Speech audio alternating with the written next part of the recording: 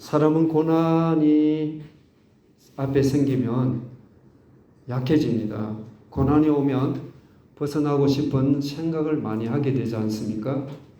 고난이 생기면 한숨이 나오고 힘들어합니다. 어려움을 당하면 염려와 근심을 하게 되죠. 그래서 물질적인 고난, 또 사업의 실패로 인한 고난, 또 사람을 통해서 받는 이 고난, 질병으로 인한 고난, 정신적인 고통으로 인한 고난, 말로도 다 표현할 수 없는 수없이 우리의 삶에는 고난이 여러 가지로 많이 있지 않습니까? 이런 고난이 올 때 어떤 분은 불평해요. 또 어떤 분은 다른 사람을 자꾸 원망합니다. 또 좌절하기도 하고 잠을 못 자고 고민하고 그냥 신경이 써 있어 몸을 이리 저리 뒤척하면서 잠을 못 자기도 하죠. 그러면 우리는 이런 고난 앞에 어떻게 대처를 하고 있고 있습니까? 혹시 고난을 나름대로 또 이기고 또 은혜 가운데 편안한 가운데 있을 수도 있는데 고난을 어떻게 하면 좋겠습니까? 고난이 없으면 좋지만 사니까 그런 일이 생긴단 말이죠. 누구든지 생깁니다. 그 고난을 어떻게 해야 되겠습니까? 기도해야 합니다. 몸에 가른 곳이 생기면 손이 어떻게 해야 합니까? 그냥 가게 돼 있어요. 이렇게. 그처럼 고난이 오면 먼저 하나님께 기도를 해야 합니다. 고난 때에 기도하기가 쉽지 않습니다.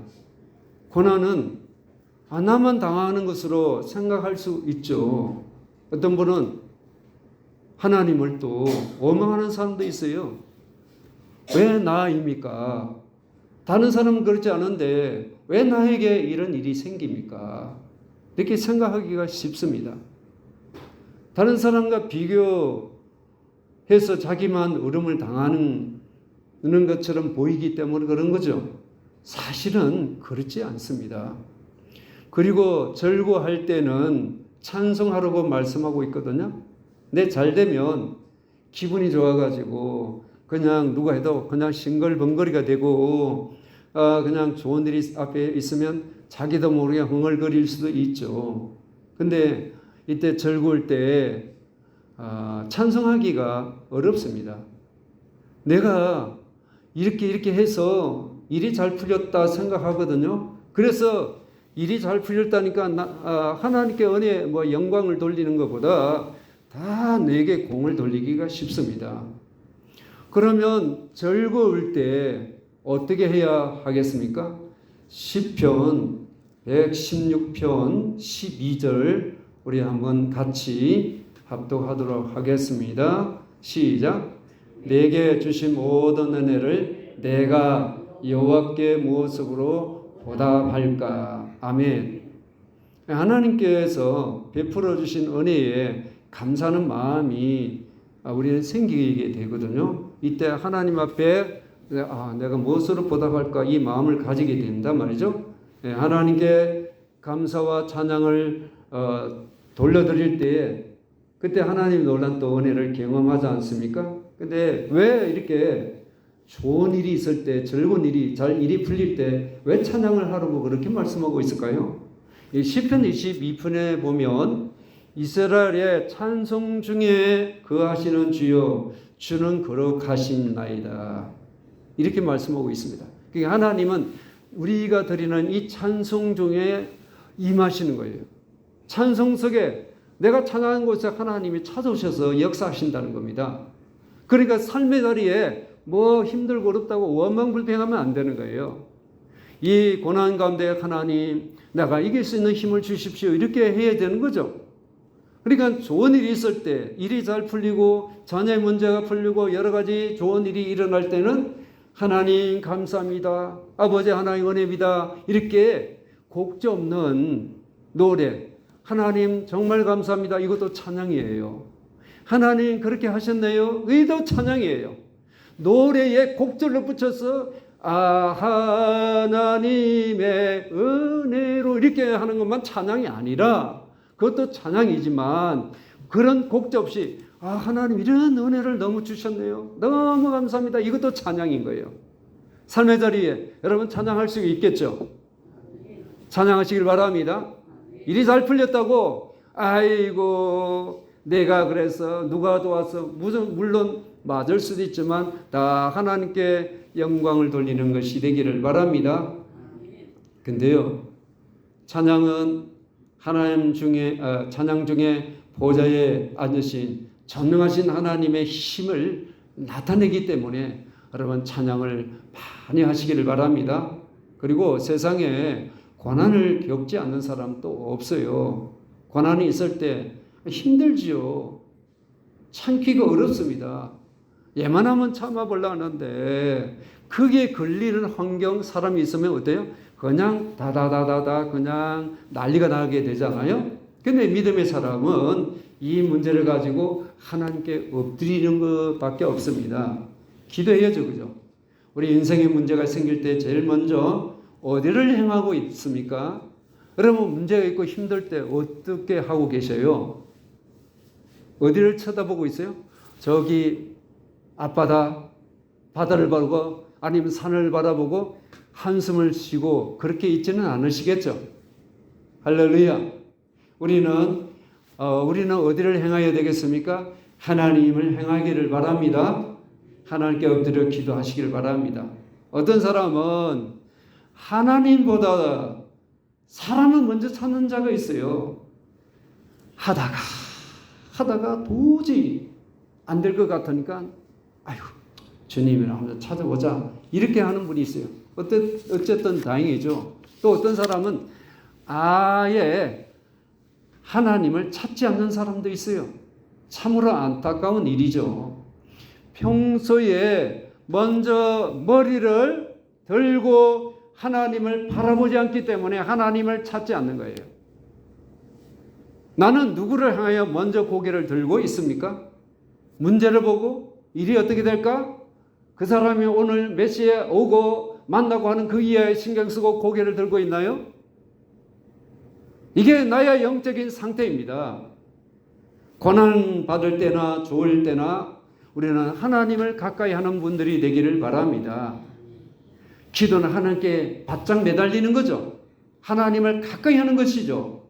왜 우리가 어렵고 힘들 때 하나님께 바짝 매달리고 하나님께 기도를 드려야 됩니까? 시편 121편 1절 2절을 같이 합독하겠습니다. 시작. 내가 산을 향하여 눈을 들리라. 나의 도움이 어디서 올까? 나의 도움은 천지를 지으신 여호와에게서로다. 아멘. 내 앞에 있는 이런저런 문제가 때로는 그냥 잘 이기고 넘길 수 있는 문제도 있지만 아니 태산 같은 문제가 또 될 수가 있습니다. 도저히 이거는 내가 감당이 안 돼. 나는 못하겠어. 절망하고 포기할 수도 있습니다. 우리는 이때 어떻게 해야 합니까? 절망하고 포기하고 주저앉아야 됩니까? 아니에요. 이때 우리는 하나님을 바라보셔야 합니다. 산을 향하여 산 위에 역사하시는 하나님, 할렐루야. 산 너머 역사하시는 하나님, 나를 도와주시는 하나님은 어떤 분이세요? 천지를 지으신 하나님이십니다. 세상을 만드신 하나님, 너의 문제가 얼마나 크냐? 태산보다 크냐? 내가 천지를 만들었는데 그것이 크냐? 하나님이 더 크시죠? 그러니까 하나님께 도움을 구하라 이 말씀하고 있는 거예요. 태산 같은 문제라도 그 때문에 낙심하고 원망하고 불평하지 말고 하나님을 찾는 분이 되기를 바랍니다. 자, 그런데 보세요. 인생은 누구나 원하지 않는 인생 삶이 있습니다. 바디메오 소경이지 않습니까? 그는 예수님 소리를 듣고 막 소리를 질렀습니다. 근데 사람들 시끄럽다고 조용히 하라고 말하지 않습니까? 그는 포기하지 않고 더 크게 부르짖었습니다. 결국은 예수님을 만나고 그의 눈이 확 열리지는 역사가 있잖아요. 이방 여인, 가나안 여인이 자기 딸이 귀신이 들려서 예수님한테 왔어요. 예수님, 이거 사랑의 주님이시니까 검세 그래 고쳐주겠다 이렇게 하시지 아니하시고 우리 주님은 자녀의 빵을 개들에게 주는 것이 낫다고 말씀하는 거예요. 자녀가 누구냐면 이스라엘이에요. 이스라엘 그 식탁에 놓는 그 빵도 너에게 줄 수 없어. 개는 이방인을 말합니다. 이방인 여인한테 너희한테 은혜 없어. 은혜 줄 수 없어. 이렇게 예수님 딱 아주 냉정하게 잘라서 말하는 거예요. 여러분 그렇게 그런 소리 들으면 시험 들지 않겠어요? 다시는 내가 교회 나가는 거 봐라. 다시는 내가 예수 믿는 거 봐. 이 소리 나올 거예요. 여러분 그래도 어떻게 해요? 그래도 이 여인은 포기하지 않고 믿음으로, 할렐루야, 믿음으로, 다 같이 믿음으로 주님을 붙잡는 거예요. 여러분 주님 어떻게 붙잡아요? 어설프게 붙잡고 있지 않아요? 어설프게 붙잡는 거예요. 그러니까 이런저런 생각하고 포기하고 주저앉으려고 그런 거예요. 근데 이 여인은 이방 여인인데도 불구하고 그래도 시험 들지 않고 그 사람의 이런저런 시끄럽다고 예수님 저 여자 돌려보냈어요 해도 그래도 주님이 그 여인이 어떻게 반응하는지를 보시고 그 믿음을 보시고 됐어 이제 너 믿음 내가 합격하고 그의 믿음대로 소원대로 말씀이 딱 하니까 그 딸이 그 시로부터 깨끗이 나았더라. 할렐루야. 그러므로 믿음은 붙드는 거예요. 왜 그게 주저앉습니까? 믿음은 주님 향해서 일어나는 거예요. 그래서 고난이 올 때도 여러분 믿음으로 주님 바라보고 일어나기를 바랍니다. 낙심하고 고개를 떨구지 않고 하나님의 얼굴을 바라보시기를 바랍니다. 잘 될 때도 내게 공 돌리고 편안하고 문제 없으면 믿음이 해이해지고 풀어진 거 아니라 그럴 때도 하나님을 찬양하고 하나님을 찾고 하나님의 얼굴을 바라보고 하나님 앞에 나아가기를 바랍니다. 근데요, 고난이 오고 이런저런 문제가 생길 때에 믿는 자에게 또 예상치 않는 병이 생길 때가 있습니다. 그러면 어떻게 해야 합니까? 이때도 우리가 아픈 사람을 위해서도 기도를 해야 합니다. 아플 때 먼저 하나님을 찾아야 하거든요.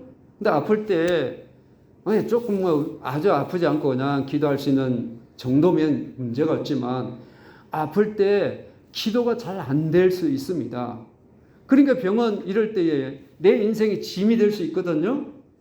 혼자서 이게 짐이 내가 이 짐을 이기고 나가려고 하는데 감당이 안 될 수 있단 말이죠. 그래서 어떻게 해야 합니까? 14절 다 같이 합독하겠습니다. 시작. 너희 중에 병든 자가 있느냐? 그는 그 위에 장로들을 청할 것이요 그들은 주의 이름으로 기름을 바르며 그를 위하여 기도할지니라. 아멘.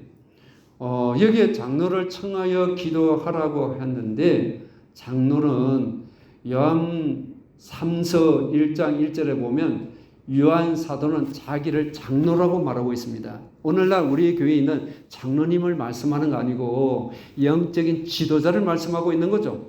사도를 장로라고 이렇게 부르고 있어요.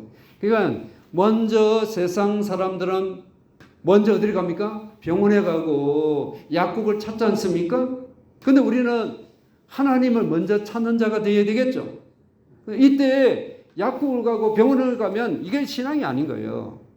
그런 병이 왔다 할지라도 먼저 이렇게 하나님 백성이라면 교회에 좀 기도를 요청하고 이런 병이 있으니까 좀 기도해 주십시오 하고 그러면 우리가 모여서 함께 통성 기도하고 하다 보면 하나님 은혜가 임하게 되면 고쳐줄 수도 있고 고쳐주지 않는다 할지라도 그리고 하나님 지혜를 통해서 병원에 가야 될 문제인지 약을 먹어야 될지 주사를 맞아야 될지 수술을 해야 될지 등등 이런 문제가 하나님께 우리가 그런 나름대로 방법을 찾아서 하나님 주시는 방법대로 가면 되는 거죠. 그러니까 여기서 먼저 병이 나면 의사를 청하라고 말씀하지 않고 먼저 주의 종을 찾으라고 하는 것은 하나님을 먼저 찾아야 된다는 것을 권면하고 있습니다. 그러니까 인생 고난이 오든 병이 들든 어떤 인생의 문제가 오든 넌 하나님 먼저 찾고 있냐? 이 말씀을 하고 있는 겁니다. 하나님과의 관계가 제대로 잘 되기를 바랍니다.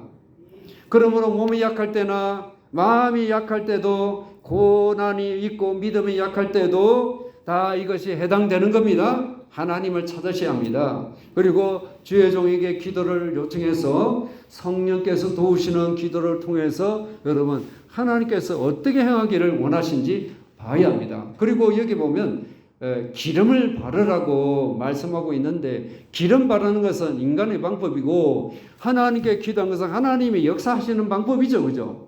그러면 굳이 왜 기름을 바르래요? 기도로 모든 것 다 이루어지면. 근데 하나님은 여기에서 기름을 바른다는 것은 유대인들 전통적으로 병이 생기거나 상처 부위에 기름이나 포도주를 그 당시 발랐습니다.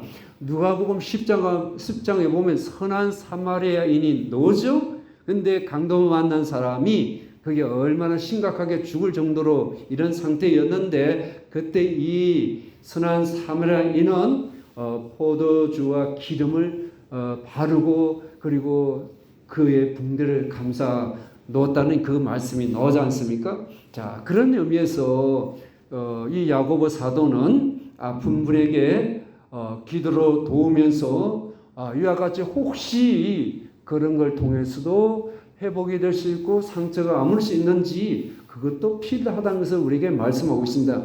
요는 기도가 우선시하라. 하나님을 통해서 도움을 받아라. 성령께서 어떻게 행하기를 원하신지 받아라. 이걸 말씀하고 있는 거죠. 그러니까 내가 아프고 이 병이 짐이 돼서 힘들고 그럴 때 함께 옆에서 기도해 주면 얼마나 힘이 되시지 않겠습니까? 그리고 보세요. 15절 같이 합독하겠습니다. 믿음의 기도는 병든 자를 구원하리니 주께서 그를 일으키시리라. 혹시 죄를 범할지라도 사하심을 받으리라. 아멘. 그러니까 기도할 때 그냥 막연하게 기도하는 거 아니라 믿음의 기도를 드리셔야 합니다.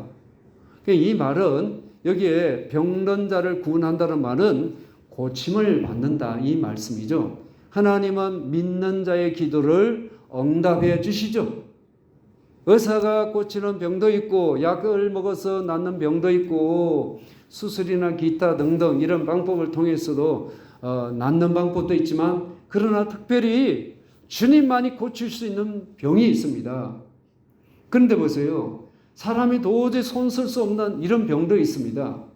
예수님 믿는 사람 병도 걸릴 수 있는 거죠. 이 때문에 죽기도 하지 않습니까? 근데 보세요.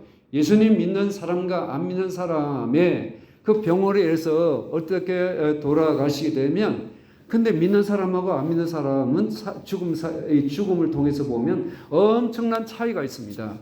근데 보세요. 병 중에 예수님 믿는 사람은 더 주님을 자꾸 의지하게 되겠죠. 그러면 내 몸은 아직도 낫지는 않았어. 근데 하나님은 자꾸 가까이 하니까 하나님께서 내가 예전에 생각지 못했던 은혜가 막 하나님께서 막 은혜가 막 내게 부어주신 은혜를 주시는데 나도 모르게 눈물이 나. 병상에서. 콧물도 나고 내가 왜 그때 그렇게 했지 하고 그러면서 하나님 말씀을 듣는 순간에 예전에 듣던 말씀도 내 귀에 그냥 쏙쏙 들어오고 그때 내가 들었는데 그 말씀이 지금 내게는 어마어마한 은혜가 되는 거예요. 이게 병인 거예요. 예수 믿는 사람. 고침은 받지 않지만 이렇게 된다는 거죠. 그리고 안 믿는 사람은 어때요? 수단 방법 안 되면 낙심하고 절망하고 그는 끝나는 거 아니겠습니까? 그러니까 병은 우리로 하여금 하나님만을 의지하게 하는 것이다. 이제는 의지할 때가 하나님밖에 없다는 것이죠. 치료는 의사가 하겠지만 그 역시 의사를 통해서 하나님이 역사하시는 것이죠. 그리고 약 먹어서 다 나으면 좋겠지만 약 먹어서 다 되는 거예요? 아니죠. 그러니까 하나님께서 약을 통해서 고치고 의사를 통해서 고치고 하는 거 다 하나님 뜻에 있는 겁니다. 그게 고침받지 않는 것도 하나님 뜻이에요. 이걸 아셔야 합니다.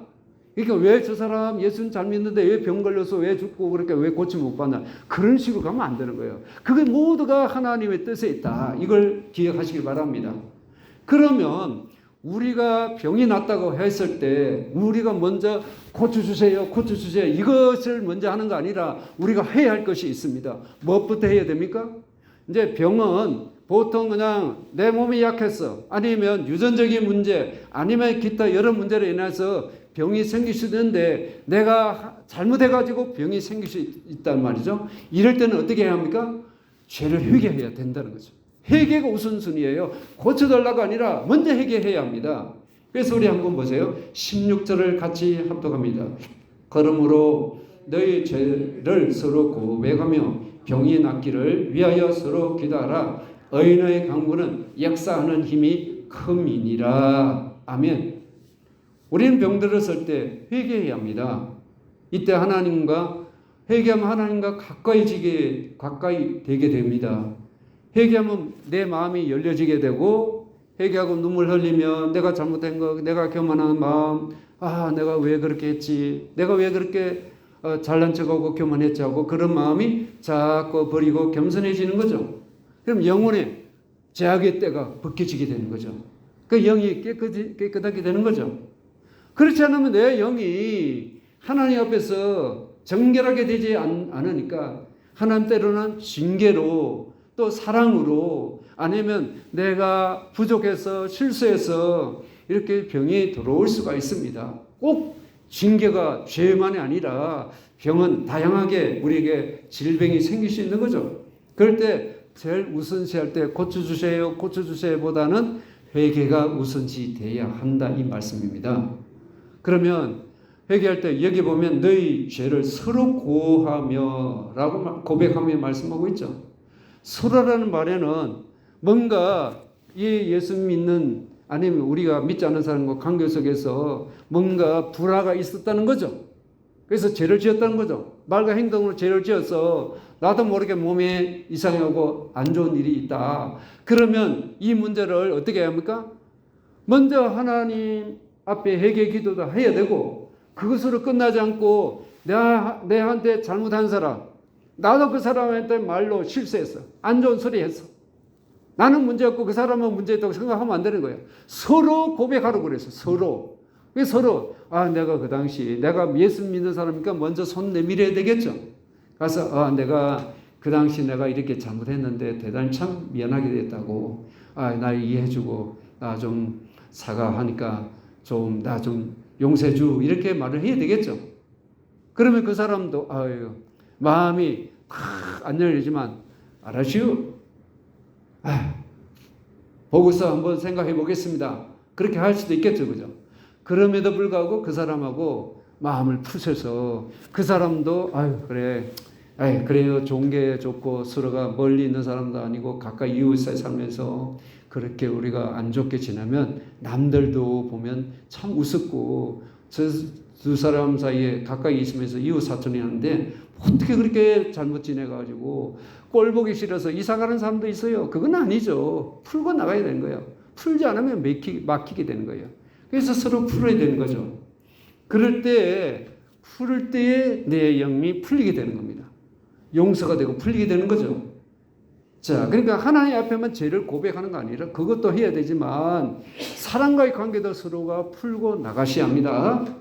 그래서 하나님 앞에 죄를 고백하는 것이고, 내가 다른 사람을 억울하게 하고 마음을 아프게 했을 때 죄송하다고 이렇게 고백해야 된다. 다 내 탓입니다, 내가 잘못했습니다, 서로 고백하라고 말씀하고 있죠. 근데 보세요, 병이 낫지 않다 하더라도 우리 영혼의 병은 완전히 치유를 받게 될 수 있습니다. 하나님 앞에 용서를 구했으니까. 그리고 그 상대와 또 잘못을 서로 풀었기 때문에 내 몸의 질병은 고침을 받지 못할 수 있지만 내 영은 죄 지었던 이 영적인 질병은 고침을 받을 수 있다. 이걸 지금 말씀하고 있습니다. 근데 여기에 보면 이 본문에서 의인의 강건을 역사하는 힘이 크다고 말씀하고 있지 않아요? 예수님을 영접한 자는 의인이죠. 여러분, 예수님을 영접하셨죠? 내가 의인이에요. 그러니까 의인이란 예수님을 믿고 따라가는 사람이죠. 하나님 말씀에 순종하는 사람이, 예수 믿고 하나님 말씀에 순종하는 사람이 의인이죠. 그래서 여기에서 의인은 엘리야처럼 하나님 뜻에 전적으로 순종하는 신실한 성도를 말합니다. 그런 자가 믿음으로 기도할 때 역사는 힘이 강하다는 거예요. 아무나 기도한다고 응답 다 되면 얼마나 좋겠어요? 그러니까 하나님 말씀에 순종하지 않고 내 마음대로 믿음 생활하면서 막 문제가 생기고 이게 아픔이 있으니까 주여 주여 한다고 응답이 되고 다 이렇게 되면 시시하게 그렇게 다 믿겠네요? 그게 하나님 원하시는 수준으로 믿어야 된다는 거죠. 근데 보세요. 기도를 통해서 병에서 일어나든지 아니면 기도하는 중에 병원에서 의사를 통해서 치료를 받게 되어 일어나든지 모두 주님이 일으키시는 것이죠. 근데 보세요. 오늘 엘리야를 예를 들고 있는데 엘리야는 얼마나 능력의 종입니까? 근데 그분이나 우리나 다 사람이란 거예요. 똑같은 사람이라고 말하고 있습니다. 평범한 사람이다 말씀하고 있습니다. 우리는 같은 사람이고 같은 감정을 있고 같은 인간의 본능을 가지고 사는 엘리야도 그렇고 우리도 그렇다라고 말씀합니다. 그런데 그는 어떻게 이스라엘 나라에 3년 6개월 동안 비가 오지 않는데 그 비를 어떻게 기도를 통해서 오게 했느냐 이 말이에요. 그런데 성경을 보면 열왕기상 18장 1절을 보시게 되면 하나님께서 비를 내리시겠다고 말씀하셨어요. 그러니까 비를 내리신다는 이 말씀을 붙드는 거지 무조건 하나님 고쳐주세요. 하나님 고쳐주세요. 이렇게 해서 응답이 일어나는 거 아니라 그러므로 문제가 있고 기도에 우리가 질병이 생길 때 하나님 음성을 듣는 자가 되어야 되겠죠. 하나님께서 어떤 말씀을 또 고쳐주겠다 이 말씀보다 어떤 말씀이 내게 와다. 하나님 설교를 듣다가 내게 와닿는 말씀이 있어. 나도 모르게 그 말씀 붙들고 하나님 내게 이런 은혜 주신다고 하나님께 엎드려서 부르짖으면 그 말씀에 근거하여 부르짖으면 엘리야처럼 그렇게 믿고 구하면 우리에게도 이런 기적이 일어난다라는 것을 우리에게 말씀하고 있습니다. 그러니까 믿고 하나님 말씀 온전히 순종하고 믿는 자에게 기적을 일으켜 주신다는 것을 엘리야를 통해서 예를 들어서 말씀하고 있습니다. 엘리야가 3년 6개월 동안 비가 안 올 때에 갈멜산에 올라가서 지중해를 바라보고 하나님께 기도했는데 한 번 기도할 때 기도가 응답됐나요? 아니에요. 그 종에게 가서 또 가라 하고 7번째가 간 거예요. 종이 7번째에 그 종이 와가지고 엘리야한테 뭐라고 말합니까? 이렇게 손바닥만한 구름이 보입니다. 이게 손바닥만한 구름이 보인 거 뭐 하겠어요? 근데 엘리야는 그 손바닥만한 그 구름에 뭘 그는 바라봤습니까? 소낙비. 할렐루야. 비가 막 쏟아지는 그 음성을 영적으로 들었다는 거예요. 할렐루야. 그러니까 여러분 그 하나님 주시는 그 놀란 은혜에 그 속에서 하나님 주시는 깨달음, 영적인 깨달음, 영적인 주시는 메시지가 있는 거죠. 그러니까 그걸 붙들고 아하왕한테 비가 많이 오게 되니 빨리 마차를 타고 내려가십시오라고 그런 말합니다. 근데 하나님의 초능력적인 역사로 마차를 타고 가는 아하왕보다 엘리야는 더 빨리 먼저 도착했다는 사실이에요. 자, 이렇게 하나님 놀란 이 역사 엘리야는 말씀에 믿고 순종하여 이와 같이 믿고 기도했더니 응답이 일어났구나. 그러므로 말씀 없이 내 욕심으로 구하면 응답이 일어나지 않고 믿고 구하되 어디다가 믿음이란 기준을 어디에 두냐? 하나님 말씀에 기준을 두라. 그 믿음은 들음에서 나고 들음은 하나님 말씀이라고 했으니까 너의 말씀, 너의 생각대로 말하고 그 말대로 생각대로 하다가 기도 응답 안 되니까 믿어도 소용없고 기도해도 소용없다 그러니까 여러분 나가 떨어진 상태는 아닙니까? 말씀 없이 기도하는 거 아니에요. 욕심을 구하고 기도해 주세요. 응답해 주세요. 응답해 주세요. 주세요. 그런 식으로 하니까 응답이 안 나는 거예요. 말씀이 없으니까 믿음이 안 생겨서 그런 거예요. 말씀이 있어야 믿음이 생기는 거죠. 말씀 믿고 순종하면 이렇게 될 거 믿고 할렐루야. 그래서 기도해서 응답이 있기를 바랍니다. 그리고 고난이 생기거나 병이 생길 때 말씀을 제가 들었습니다. 그러면 좋은 일도 제가 말씀드렸잖아요. 또 다른 어려움을 겪는 자가 있는데 어떤 어려움을 겪는 자일까요? 신앙에 방황하는 사람입니다. 여러분 신앙에 방황하는 자 있죠? 진리 반대에 서 있지 못하고 은혜를 못 받고 그냥 여기저기 막 떠돌아다녀. 그게 괜찮은지 저게 괜찮은지 이 신앙에 방황하는 진리에 방황하는 사람이 있습니다. 이 사람은 예수님을 제대로 못 만난 거죠. 그래서 영적 방황하는 겁니다. 믿음은 진리에 굳게 서는 것을 말하는 거죠. 굳게 서지 못하니까 미혹을 받는 거죠. 그래서 잘못된 길에 빠지는 거예요. 자, 그래서 이건 병을 고치는 것보다도 더 중요합니다. 이렇게 영적으로 하나님 진리에 서지 못하고 그냥 이제 진리 길을 떠나서 엉뚱한 데 가서 그냥 붙어가지고 거기에 빠져가지고 빠져나오지 못하는 거예요. 이게 얼마나 심각한가 보셔요? 보면 영혼이 사망에서 구원받느냐 받지 못하느냐, 내가 지옥 가느냐 천국 가느냐, 이런 심각한 문제에 달려 있다는 겁니다. 그러니까 여러분, 이 진리가 너가 어떤 진리냐, 참된 진리냐 거짓된 진리에 너가 쓰냐, 이걸 보고 잘 우리가 확신을 가져야 되겠죠. 20절입니다. 시작. 너희가 알 것은 죄인을 미혹된 길에서 돌아서게 하는 자가 그의 영혼을 사망에서 구원할 것이며 허다한 죄를 덮을 것입니다. 아멘. 여기 미혹한다는 것은 방황하다, 그리고 길을 잃어버리다, 이런 뜻이에요. 방황하는 자에게 가장 절실한 것이 무엇이겠습니까? 뭔가 길을 안내주고 그렇게 가면 틀린데 내가 길을 아는 사람이라고 생각해 보십시다. 저 사람이 엉뚱한 길에서 자꾸 헤매고 있어. 딱 하니까 그분한테 가서 저기 그쪽으로 가시면 자꾸 길을 헤매게 되니까요, 이쪽 길인데 어디 가서 거기 가서 어떤 건물인데 거기서 당신이 원하는 그 방향에서 우쪽으로 한 2m, 3m, 10m 정도 가면 그의 목적지 갈 수 있을 겁니다 하고 이렇게 알려주면 얼마나 좋겠어요? 이렇게 아는 사람이 도와주면 우리가 덜 방황하게 되는 거죠. 그러므로 이때 아무나 만나는 거 아니에요. 진리에 서 있지 않고 거짓된 진리를 만나면 그 영원한 불행에 처하는 거죠. 그런데 이때 예수님을 만난 사람, 할렐루야, 진리로 무장된 사람을 만나는 것이 내 인생의 가장 복이 된다는 거예요. 영적으로 방황하는 자에게는 예수님을 만나야 되는 거죠. 그래서 예수님을 만나면 인생의 방황은 끝이 납니다. 신앙에 뼈를 못 정해가지고 이 교회 조금 갔다가 저 교회 갔다가는 이 신앙에 방황하는 사람이 있어요. 이런 사람은 어떻게 하면 방황이 끝납니까? 교회를 제대로 만나면 방황이 끝이 나는 거예요. 자, 그렇다면 왜 이렇게 방황합니까? 초점이 분명하지 않기 때문에 그렇습니다. 초점이 예수님께 딱 맞추지 않는 거예요. 진리에 딱 그게 맞춰져 있지 않기 때문에 인간의 욕심이나 그렇게 잘못된 욕심대로 이렇게 살다 보니까 이 욕심이 뭡니까? 자꾸 내 생각이 저기 더 나을 것 같고 이쪽이 더 나을 것 같고 자꾸 왔다 갔다 하는 거예요.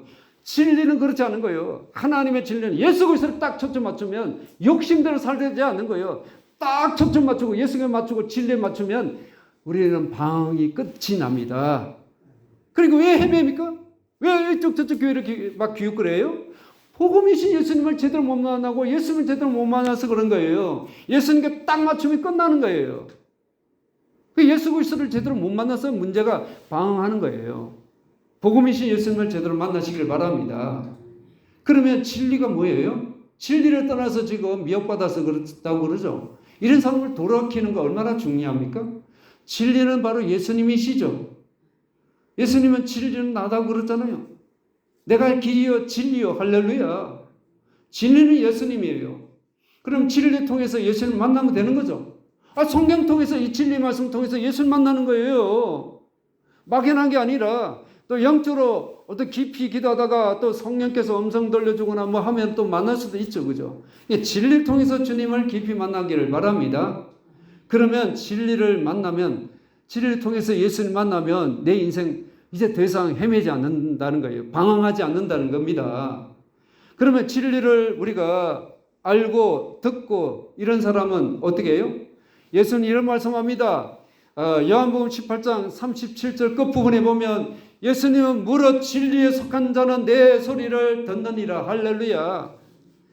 너가 진리를 나를 만난다고? 그럼 내 음성 듣고 순종하는 자다 이 말이에요. 그러면 사랑하라 하면 사랑하는 거예요. 원수 사랑하라 하면 원수 사랑하는 거예요. 이 사람이 예수님 만난 거예요. 근데 원수가 있어. 꼬여가지고 그 사람 보면 얼굴 보기 싫어서 말도 하지 않고 얼굴도 인사도 하지 않고 그러면서 나 예수 믿는다고 그건 착각이에요. 원수까지 사랑하라고 그랬죠. 근데 원수를 사랑할 수 있어요? 미워하는데 그게 진리를 제대로 못 만난 거예요. 복음을 못 만난 거예요. 원수까지 사랑할 수 있어야 진짜 진리예요. 할렐루야. 원수까지 있으면 사랑하라고 그랬다니까요.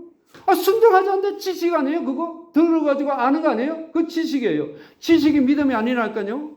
지식이 내 믿음이 아니에요. 실천할 때 그 말씀이 실천할 때 믿음이 되는 거예요. 할렐루야. 순종하지 않는 건데 그 믿음이라 착각 속에 있는 거예요.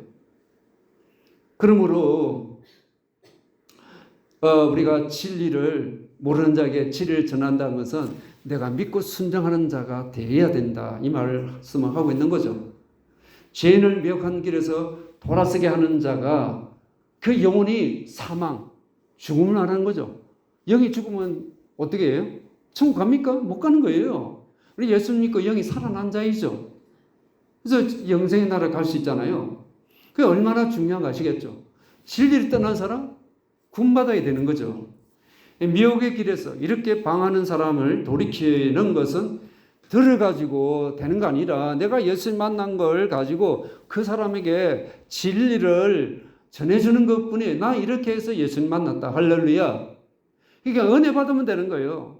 지식은 배워가지고 되는 문제가 아니라 그 사람을 살리는 거, 잘 사게 하는 것이 그 사람을 영혼을 살리는 거 아니라 지식이 살리는 거 아니라 생명이 그 영혼을 살린다. 할렐루야.